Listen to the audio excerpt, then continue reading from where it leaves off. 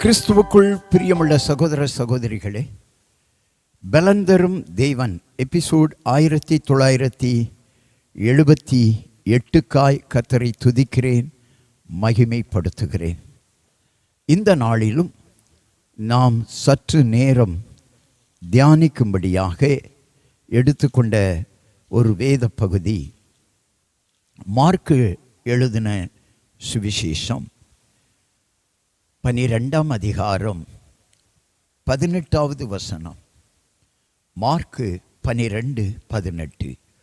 உயிர்த்தெழுதல் இல்லை என்று சாதிக்கிற சதுசேயர் அவரிடத்தில் வந்து சில காரியங்களை கேட்கிறார்கள். ஒருவன் இறந்து போனால் அவன் மனைவியை விவாகம் பண்ணி சந்தானம் உண்டாக்க வேண்டும் என்று மோசே எங்களுக்கு எழுதி வைத்திருக்கிறார்.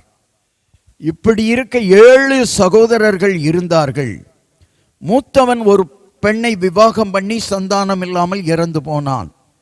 2வது சகோதரனும் அப்படியே விவாகம் பண்ணி இறந்து போனான். 3வது சகோதரனும் இப்படியே 7 பேரும் அந்த சகோதரியை விவாகம் பண்ணி சந்தானம் இல்லாமல் இறந்து போனார்கள். பின்பு அந்த ஸ்திரியும் இறந்து போனாள். உயிர்த்தெழுதலில் அவர்கள் எழுந்திருக்கும் பொழுது அவர்களில் எவனுக்கு அவள் மனைவியாய் இருப்பாள் என்று சொல்லி சதுசேயர் ஆண்டவரை சோதிக்கும்படியாக கேட்டார்கள். ஆண்டவர் சொன்னார், நீங்கள் வேத வாக்கியங்களையும் தேவனுடைய வல்லமையையும் அறியாததினால் அல்லவா தப்பான எண்ணம் கொள்ளுகிறீர்கள். அல்லேலூயா. மரித்தோர் உயிரோடு எழுந்திருக்கும் போது கொள்வனையும் கொடுப்பனையும் இல்லை, அவர்கள் பரலோகத்தில் இருக்கிற தேவ தூதரை போல இருப்பார்கள். ஹல்லேலூயா, க்ளோரி. பரலோகத்திலே தேவ தூதரை போல இருப்பார்கள்.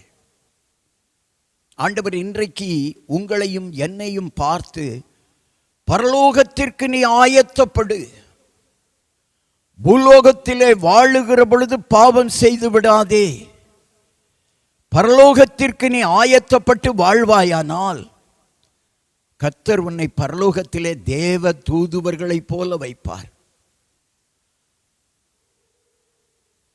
ஐஸ்வர்யவான் லாசரு ஊமை நமக்கு தெரியும். ஐஸ்வர்யவான் மரித்தான், கல்லறைக்கு கொண்டு போகப்பட்டான். லாசரு மரித்தான், ஆபிரகாம் மடிக்கு கொண்டு போகப்பட்டான். எனவே வாழுகிற பொழுது நீங்கள் சோதனைகளை சந்தித்தாலும் கர்த்தர் உங்களை பரலோகத்திற்கு ஆயத்தப்படுத்தி தேவ தூதுவர்களைப் போல பரலோகத்திலே உங்களை வைப்பார். அதற்கு ஆயத்தமாகுங்கள். கண்களை மூடி ஜெபிக்கலாம்.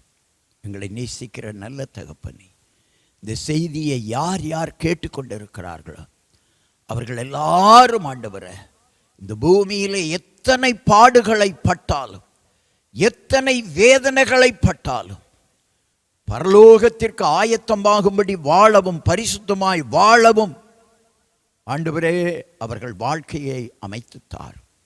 பரலோகத்திலே தேவ தூதுவர்களைப் போல வாழ்வதற்கு இருப்பதற்கு பூமியிலே வாழ்கின்ற காலங்களை அவர்கள் ஆதாயப்படுத்திக் கொள்ளட்டும், பிரயோஜனப்படுத்திக் கொள்ளட்டும். இந்த செய்தியை கேட்டுக்கொண்டிருக்கிற என் அன்பு சகோதரனே, சகோதரியே, நீ பரலோகத்திலே தேவ தூதரை போல வாழ்வதற்கு இந்த பூமியிலே பரிசுத்தமாய் வாழ். கர்த்தர் உன்னை ஆசீர்வதிப்பார். இயேசு கிறிஸ்துவின் நாமத்தில் ஜெபிக்கிறேன் பிதாவே, ஆமென்.